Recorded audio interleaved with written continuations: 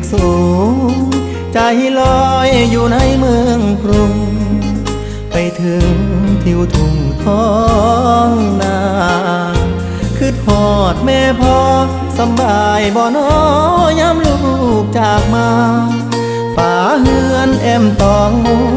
ยาหลับตายังจำฟังใจมาอยู่เมืองไกลบ่อุ่นใจคืออยู่บ้านเฮาหาปลาหน้าหวานเกี่ยวข้าว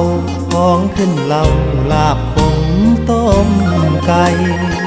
หนาวหมอกจางจางไอดินกลิ่นฟางยังค้างในใจหอมเอ่ยหอมกลิ่นเข้ามา